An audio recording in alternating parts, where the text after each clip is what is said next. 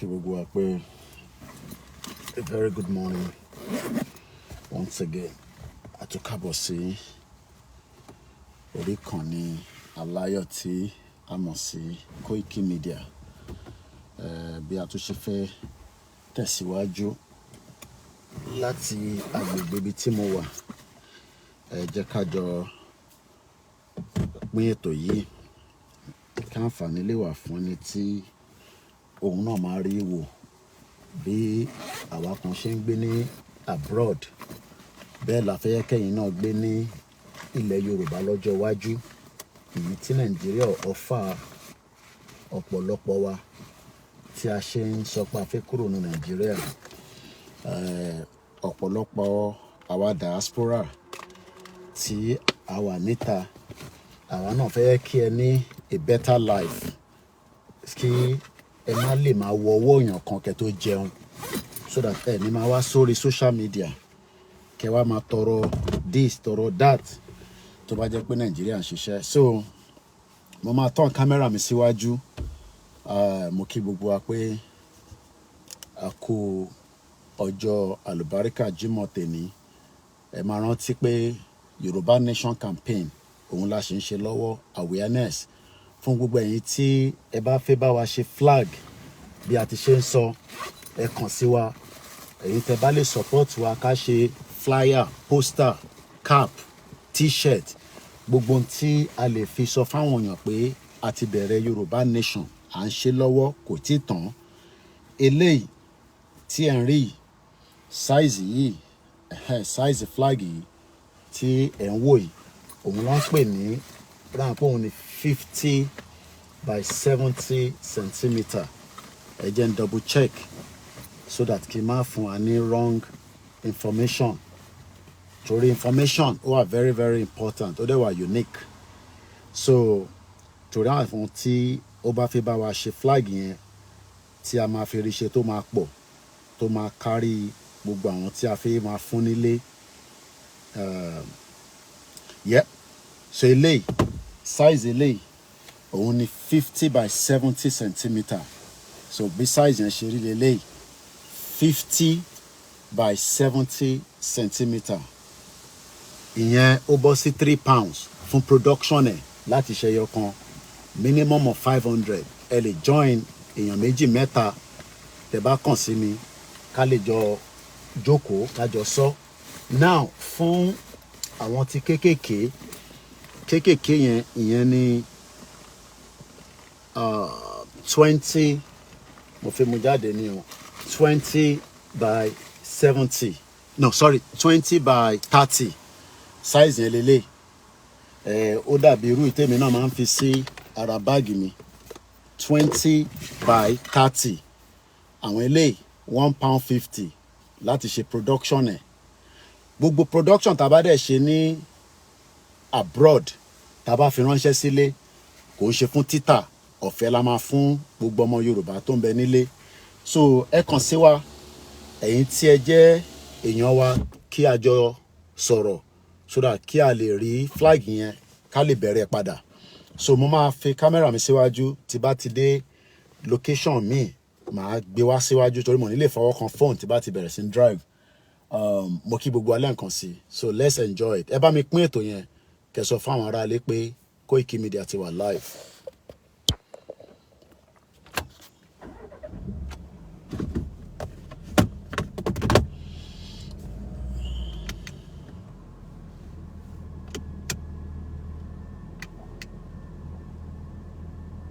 Mo kí gbogbo alẹ́ nǹkan sí.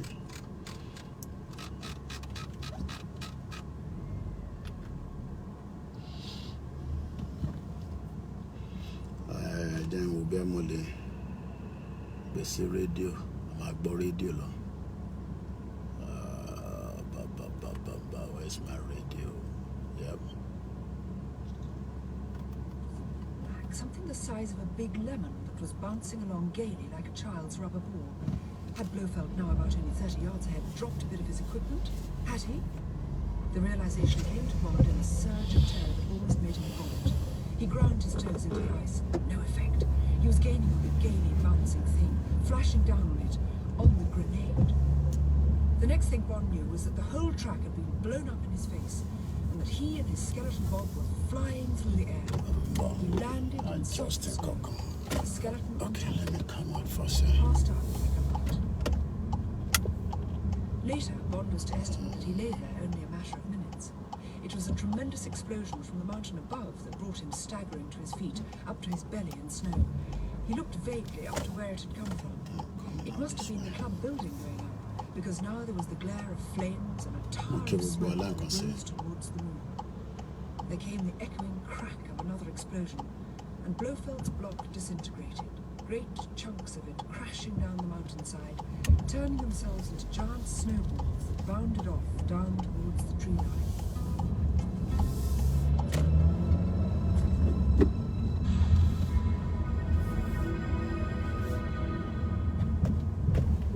Tracy gazed at him wide-eyed when she met him outside passport control at Munich airport, but she waited until they were inside the little lounge room before she burst into tears.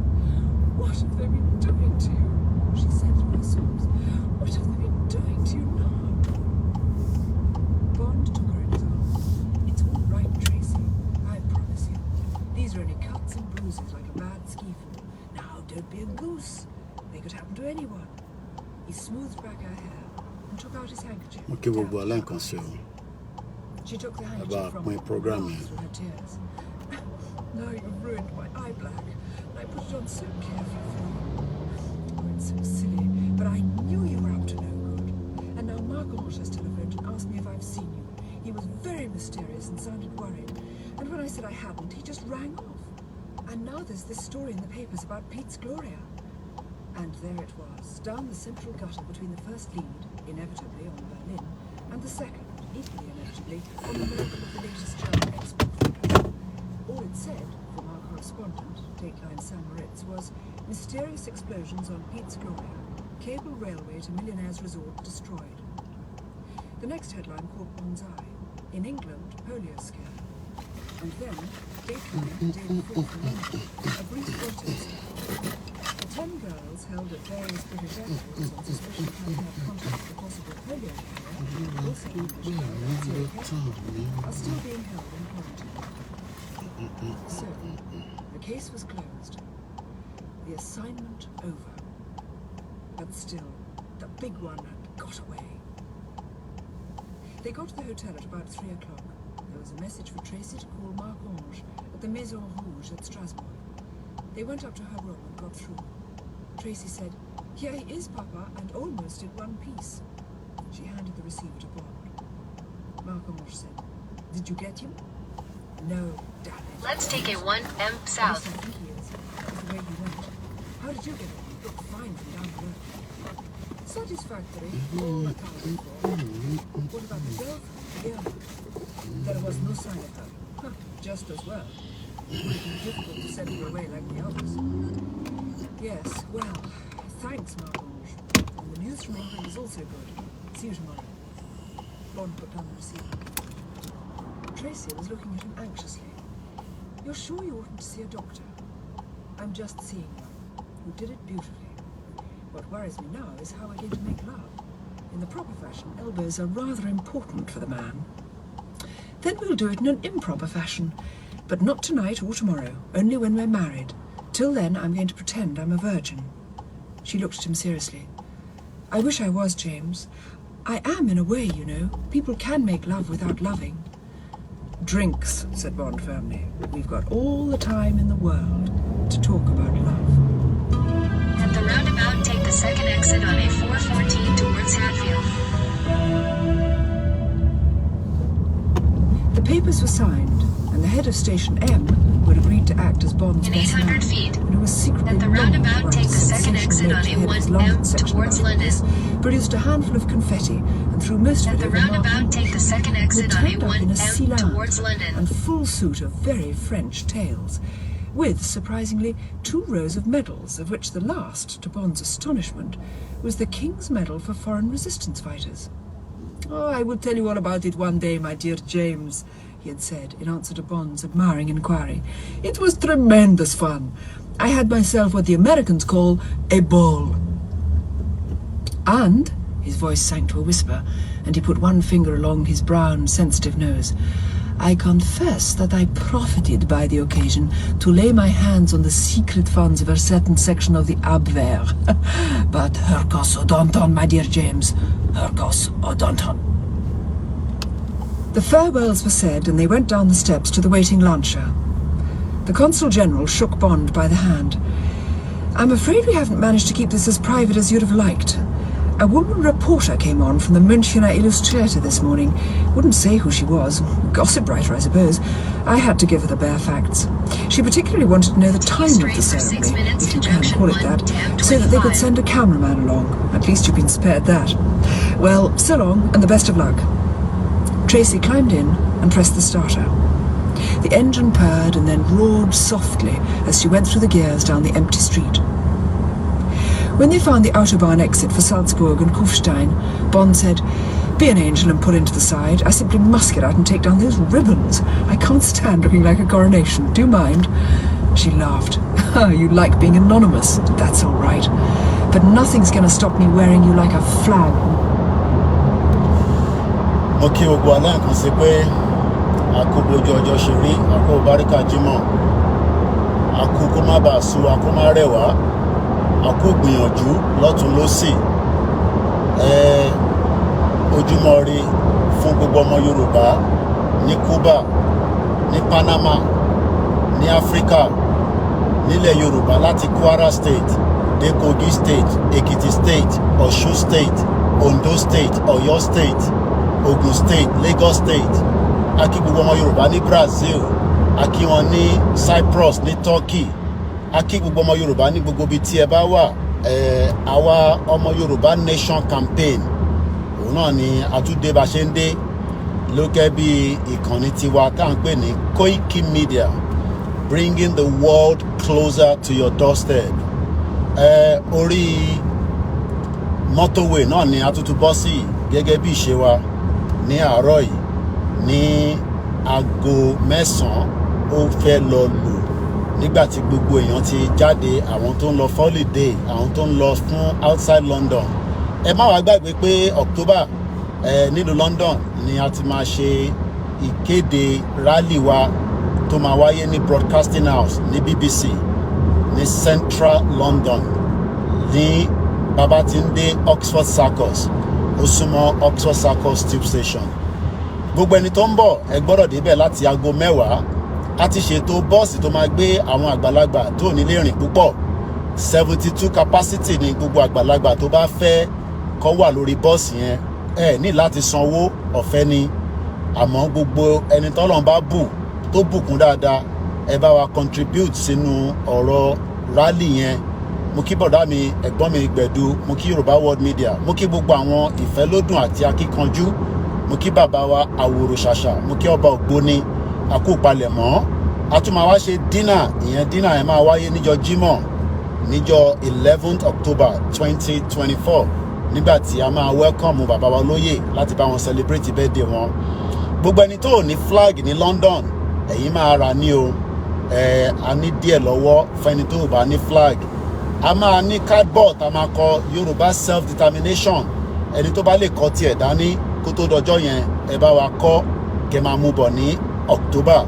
Gbogbo ẹni tí ọ̀rọ̀ rally yẹn ò bá yé, bóyá fún di kan àbí di kejì, a bẹ̀ yín ẹ kàn sí Koikimedia àbí World Media àbí Home Base Media kí a lè ṣàlàyé fún yín. Sleeve náà wà, ìyẹn fleece, torí òtútù díẹ̀díẹ̀ àti máa wáyé ní October. So fleece yẹn ó wà fún ẹni tó bá fẹ́ wọ fleece 25 pounds. Ẹni tó bá wá láṣọ Yorùbá Nation nílé tó ní fìlà nílé, ẹ̀yin lè máa wọ̀ kẹ́ máa bọ̀ kẹ́ pàdé wa ní dínà. In tó bá wọn olúkálukú ni kó wọ̀.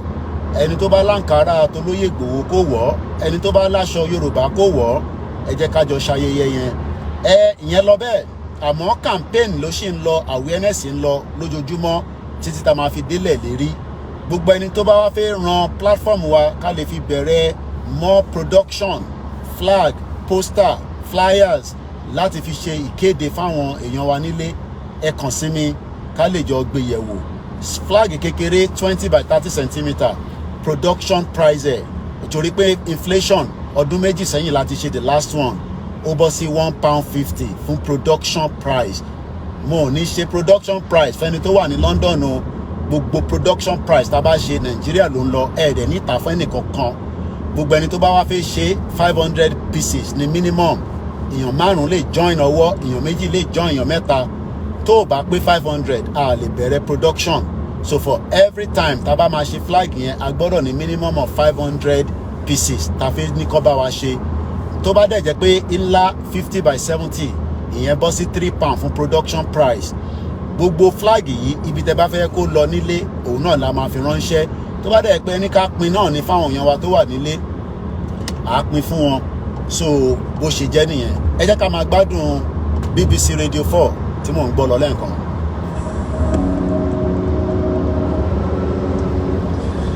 Now it's the final episode of Subterranean Homesick Blues. Bill Nighy and Anna Calder Marshall star in A.L. Kennedy's comic drama about love in later life. Having finally married Maggie, John is now worried that he's alienated her daughter and driven Maggie into the arms of her colleague Colin at the conference that they're both attending.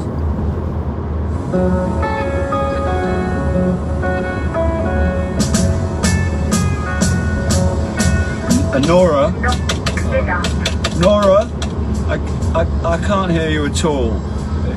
If I want good reception, it's in the pub car park. Not that I go to the pub much. Hello?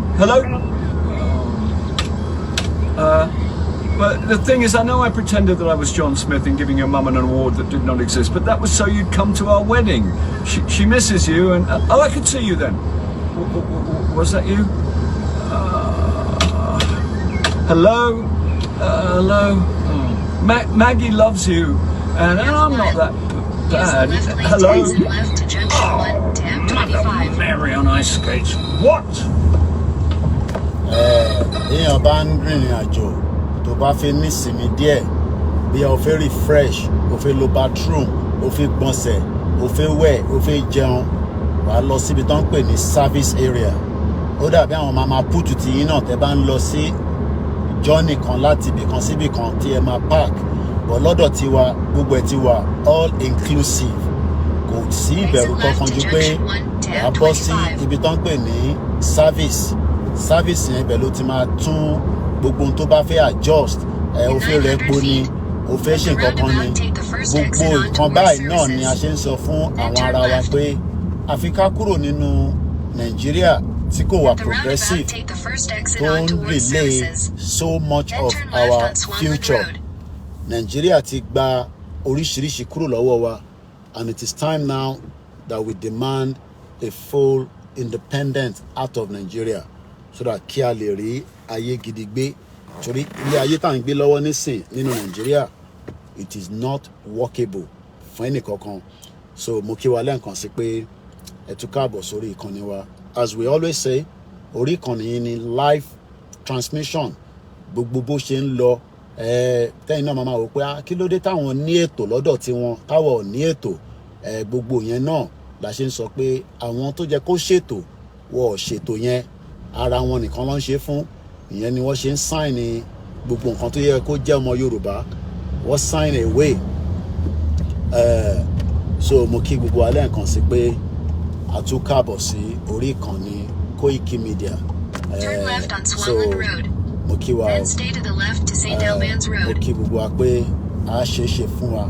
A ní ṣe lásán, ó ń ṣọmọ lókù bẹ́ẹ̀ ni. Àwa aládé ní sí àgbẹ̀yìn, àwa la ní kíni la ní sí àgbẹ̀yìn. So ìbí báyìí nísìn òun ló ń pè ní service. Service yẹn mí pé wàá lọ relax níbẹ̀ ni, o fẹ́ ṣe nǹkan kan ni, nǹkan kan ló ń wọ̀n ẹ́ ṣe ni, gbogbo tó bá fẹ́ ṣe pátá you can do it inside the service. Wàá dẹ̀ ṣe, wàá dẹ̀ tún ṣe kí ni, wàá dẹ̀ tún jáde nínú ẹ̀. This is the service. O fẹ́ refresh, o fẹ́ mu chocolate, o fẹ́ mu tea, o fẹ́ mu coffee. Gbogbo bíbà la ṣe ń sọ fáwọn èèyàn wa pé system Nigeria is wọ́n mọ̀ pé kó má ṣiṣẹ́. Torí wọ́n mọ̀ pé tó bá ti ṣiṣẹ́ kò sẹ́ni kankan tó máa wo owó èèyàn kankan jẹun. A dẹ̀ fẹ́ kájọ máa wo owó ara wa jẹun. Mo fẹ́ kẹ́yìn náà wà okay.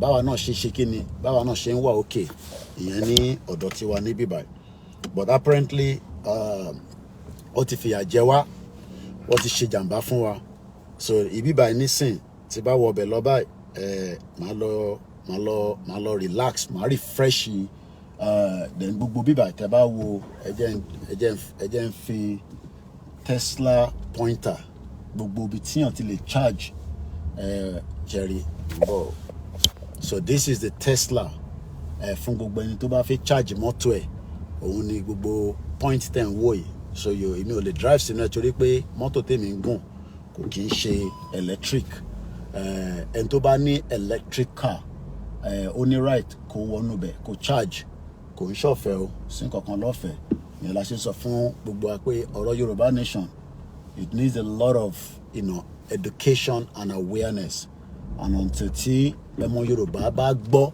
gbogbo àgbọ́yé pé bá ní ẹ fẹ́ declare gan báwọn èèyàn tí ẹ ń sọ fún bọ́ọ̀ bá gbọ́ ṣe lọ́ọ́ máa takò yín pé àwọn ò fẹ́ ká declare torí pé lọ́kàn ara wọn wọn ò ní understanding ilé nísìn àmọ́ṣẹ́ tó ń ṣe òun náà ní CCTV in operation so okay highway àwọn highway maintenance mọ́tò wọn ló ń lọ yẹn so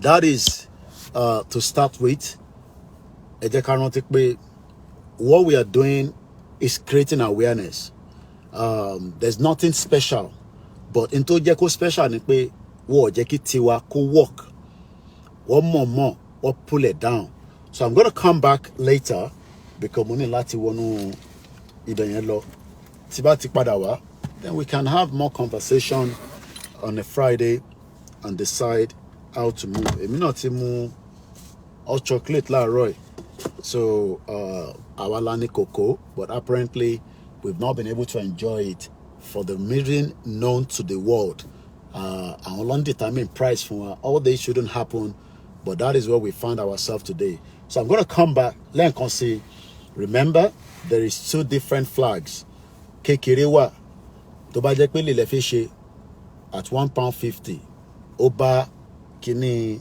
sticker náà wà tó bá dẹ̀ jẹ́ pé ńlá ni ẹ bá lè bá wa ṣe náà tabarẹ́ni tó ní Koikimedia ṣe 200 pieces àtọ́jú owó yẹn tabarẹ́ni tó fi ṣe 100 tó bá ti pé 500 pieces then I will send the money for the production and when it's ready a máa mọ bá ṣe fẹ́ gbé dé location 9 tá máa fi fáwọn èèyàn wa èyí lẹ́ máa decide ẹni tó bá bá wa ṣe ibi tẹ́ fẹ́ kó lọ but if we do not create awareness kò sẹ́ni kankan tó máa mọ̀ nípa Yorùbá nation kò ń ṣe gbogbo èèyàn ló wà lórí social media bí ẹ ṣe ń ràn àwọn èèyàn lọ́wọ́ nílé pẹ̀lú oúnjẹ a gbọ́dọ̀ create that environment táwọn èèyàn náà máa fi wà conscious minded pé Yorùbá nation ó gbọ́dọ̀ kúrò nínú Nàìjíríà torí pé ibẹ̀ ni ó dá dúró sí tẹ́lẹ̀ kó tó di pé Britain amalgamated ìyẹn ní 1914. A very good morning. I gotta go now but I'll come back once again. This is Koikimedia bringing the world closer to your doorstep.